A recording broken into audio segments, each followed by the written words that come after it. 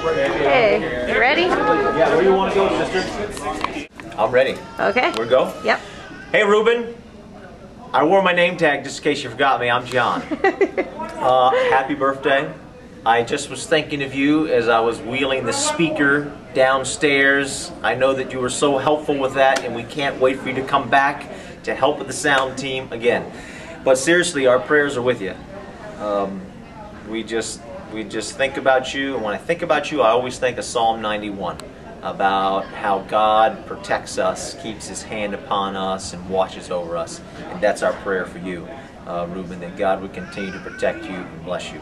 This past week, on Thursday, which was July the 2nd, Yeah. Yes, my grandfather was buried at Arlington Cemetery, and so I was thinking about you again because they had the horses and the caisson and pulled the casket down. The funeral service was there at the chapel at Fort Myer, and then we went through the cemetery following behind the horses in the honor guard, and I know you were involved with that. But we love you, buddy, and we think about you often. God bless. Thanks. Oh, and you got sweet revenge with Gracie's competition coach. Do you want to tell that story really quick? You want me to tell that story? Yeah. Oh, it's a long story. Okay. Kind of, because it's involved. So you might remember, Ruben, it was a couple of years ago that it was at a soccer game, and the coaches of the other team were a little bit over the top. They were really harsh, and they encouraged their players to be that way, and so there was a lot of just things that were going on in the game that shouldn't happen. We got to one point in the game where I felt like something needed to be said because things were actually getting out of hand. And so I had said something to them, and they all surrounded me. And one of them pushed me, and so in the midst of that, the head coach of that team said something derogatory? Disparagingly about Gracie's soccer skills.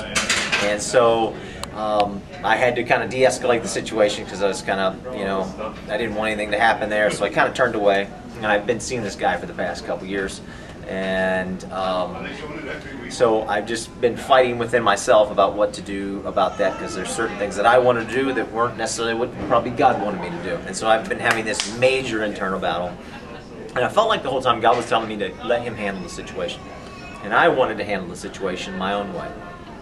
And so I'm having this battle, and I'm talking to God and praying to God about this whole thing. So now fast forward, this happened like 3 years ago. Now fast forward to this past, just I guess a month ago. Gracie's team is in the playoffs, and it's the final game, and if her team wins, they go to the championship. And so this guy, who I had the problem with, this altercation with, his team is going to play in the championship if Gracie's team loses.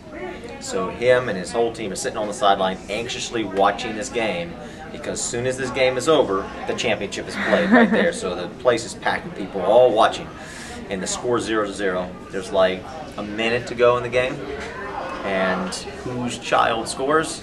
Gracie.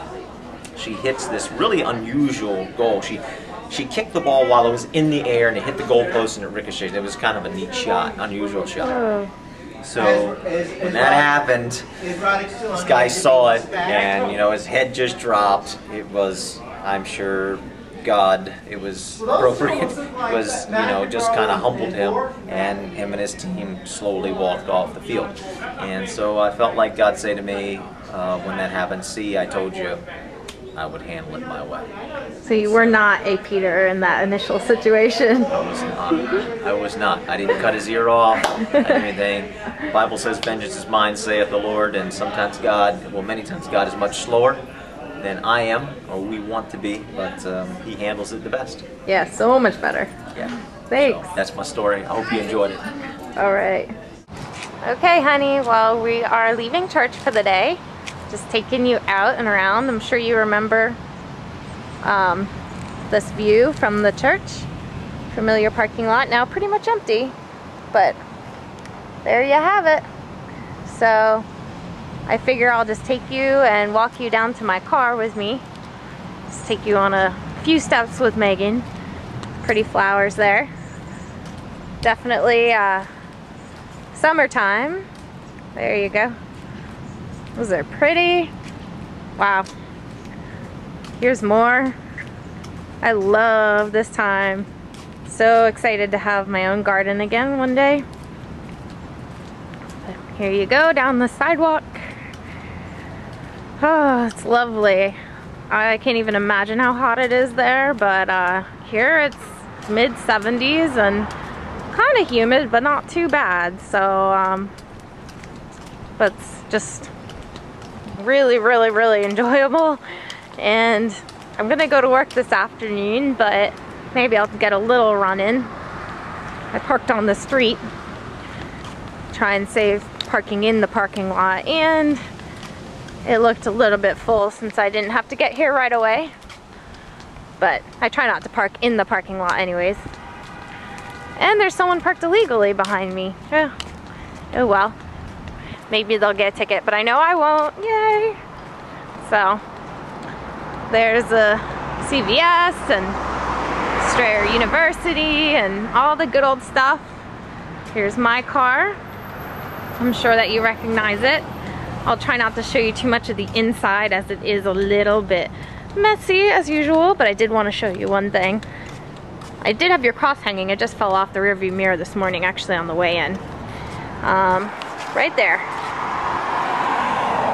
So